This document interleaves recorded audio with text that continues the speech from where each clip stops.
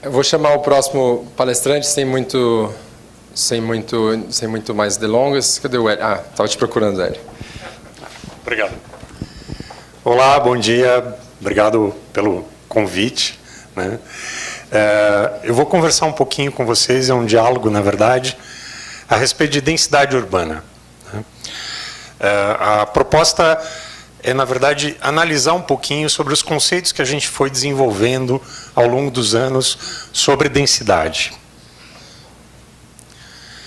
Existe um princípio básico que é o que guia o que o Ricardo colocou bem no começo da apresentação dele, de que em 2007 a gente cruzou essa fronteira onde mais de 50% da população mora em áreas urbanas. E o princípio básico para mim é de que o acesso aos recursos naturais e produtivos é o que guia essa aglomeração da humanidade. A gente está o tempo todo criando aglomerações em torno de rios, onde você tem acesso à água, ao longo de rodovias, onde você tem acesso a bens produtivos, ao comércio, onde você pode fazer troca, né? O ser humano é um animal, vamos dizer assim, que vive em grupo. A gente não vive separado, a gente não consegue viver sozinho, não consegue produzir, não consegue se sustentar. Então, essa é a força motriz que faz com que a gente venha, ao longo da história da humanidade, se concentrando cada vez mais até chegar nessas grandes megalópolis, que são as áreas urbanas que marcam o século XXI. Ao longo de todo esse processo, nós fomos deixando grandes passivos importantes, sobretudo na área ambiental. Hoje, muito do que a gente pensa a respeito de densidade, a gente pensa em poluição do ar, poluição da água, supressão de vegetação e contaminação do solo. Então, sobretudo depois da Revolução Industrial, quando a gente criou os primeiros e as grandes aglomerações urbanas, nós começamos num processo contínuo de degradação do meio ambiente. E hoje, muitas vezes, quando a gente vai aprovar um projeto, né, contar um pouquinho da experiência que a gente tem ao longo do Brasil, a primeira coisa que vem à cabeça das pessoas é de que a densidade é ruim, de que a densidade não é boa, porque a densidade ela gera essa série de externalidades que vão prejudicar as pessoas que já estão morando naquela região ou as pessoas que vivem naquela comunidade. Principalmente no final do século XIX, começo do século XX, nós criamos toda uma ideologia, toda uma corrente de pensamento que promoveu a dispersão e a baixa densidade como uma solução para aqueles problemas que a gente vinha acumulando ao longo dos séculos.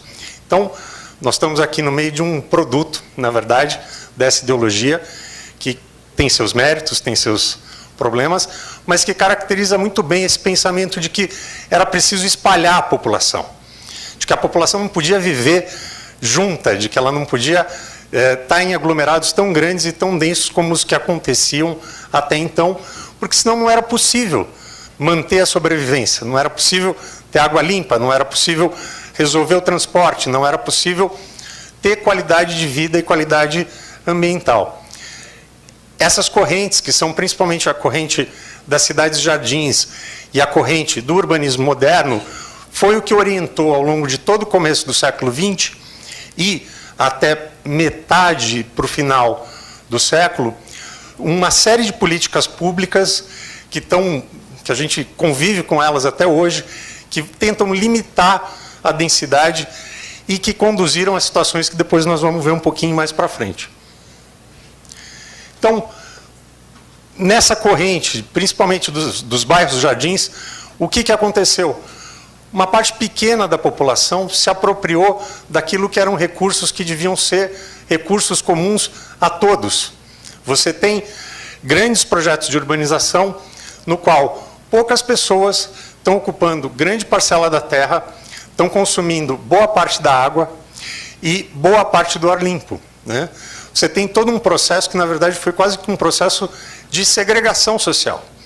Quem podia pagar, quem tinha dinheiro, foi morar no subúrbio, foi morar na cidade-jardim, foi morar na cidade-parque, e deixou os aglomerados antigos para quem justamente não podia bancar, para quem não tinha acesso a esses recursos.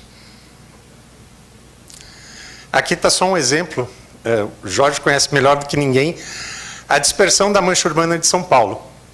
Essa que era uma ideologia, né, dominante e que funcionava muito bem para quem tinha dinheiro, para quem tinha recurso, foi aplicada em larga escala em quase todas as cidades do Brasil e gerou processos muito semelhantes a esse, que é um crescimento acelerado de uma mancha urbana dispersa.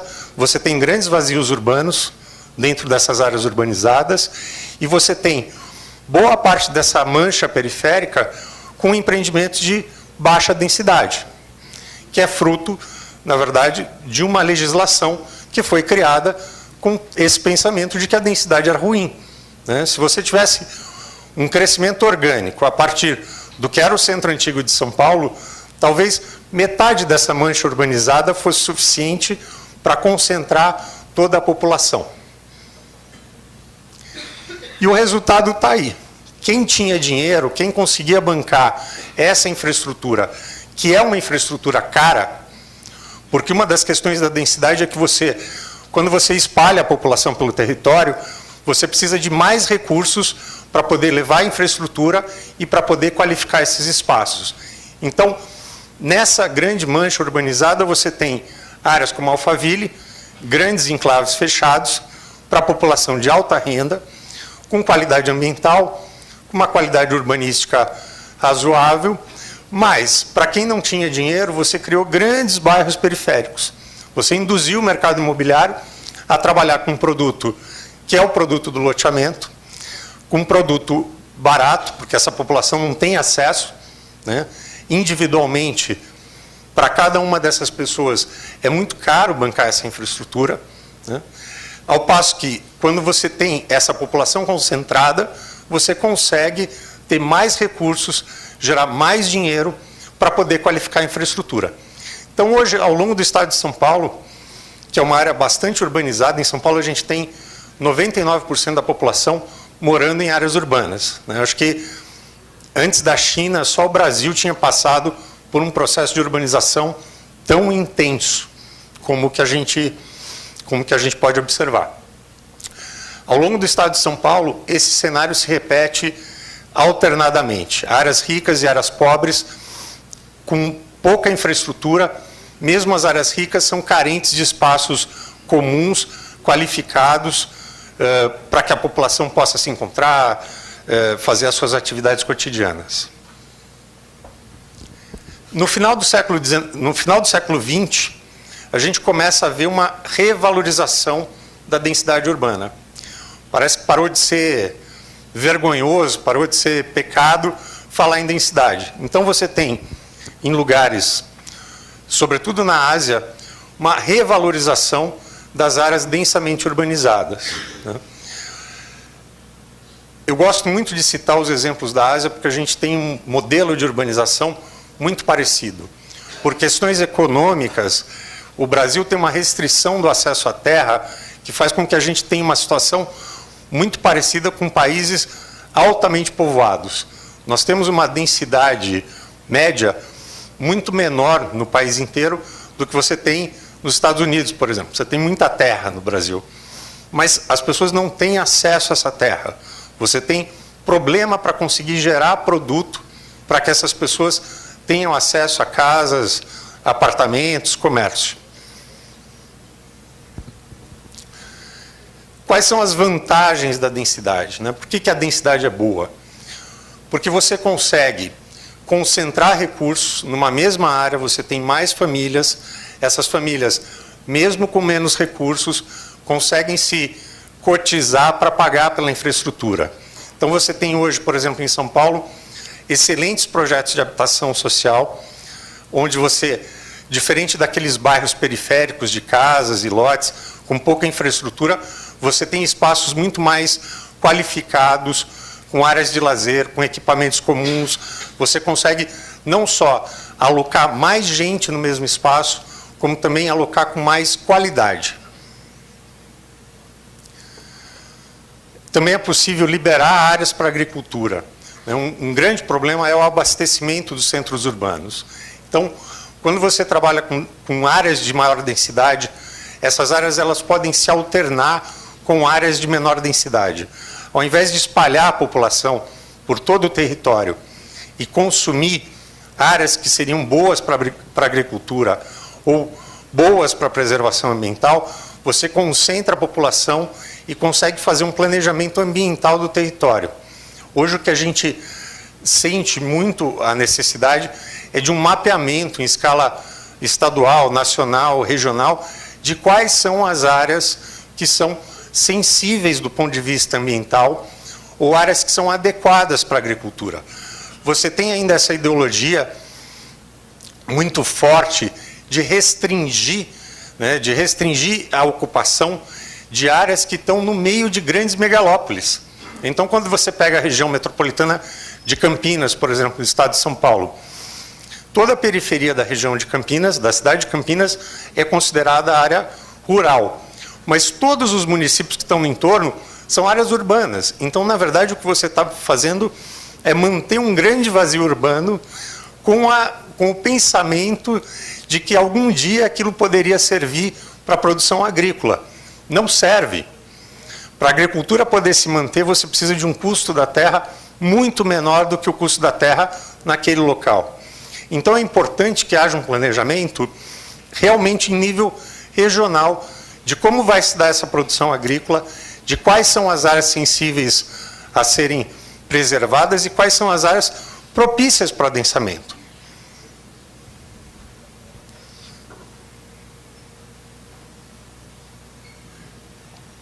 A densidade também propicia não só a liberação de terra, mas recursos para criar espaços qualificados de lazer. Não adianta você alocar grandes áreas para sistemas de lazer ou parques e não ter dinheiro para manter essas áreas. Esses espaços, e nós vemos isso em abundância aqui em Brasília, né? Você tem uma quantidade de sistemas de lazer enormes, mas a conta para qualificar esses sistemas de lazer é muito alta, principalmente quando a gente está falando de uma população de renda um pouco mais baixa. Existe um pensamento de que basta reservar as áreas e que essas áreas vão ser qualificadas, ocupadas quase que naturalmente. Isso não acontece. Vocês vão ver, sobretudo nas outras duas palestras, o quão importante é programar o uso dos espaços coletivos, criar atividades, criar equipamentos, dar suporte para que as pessoas possam efetivamente usar esses espaços. Também é possível, com o dinheiro da densidade, o dinheiro propiciado pela densidade, gerar equipamentos de infraestrutura, tanto urbanas quanto ambientais, para qualificar melhor esses espaços. Hoje não há dificuldade técnica para você poder criar espaços altamente adensados. Aqui está o exemplo da estação de tratamento de esgoto de Orange. Em Orange, todo o esgoto é tratado e é reinfiltrado no solo. Existe uma conta de que, em 6 meses, a população volta a consumir a mesma água que foi tratada e que foi infiltrada no lençol freático. Então, solução técnica existe em abundância. O que falta é dinheiro. Dinheiro para poder aplicar essas soluções. A densidade também propicia mais deslocamentos a pé. É impossível você fomentar, gerar deslocamentos a pé para poder diminuir o uso do automóvel se você não tiver uma densidade suficiente. Primeiro, para gerar comércio, né? Se você não tem pessoas andando na rua, você não consegue gerar comércio no térreo dos edifícios. Para que as pessoas possam caminhar até o trabalho, para criar uma vida urbana que seja realmente interessante para quem mora nesses locais.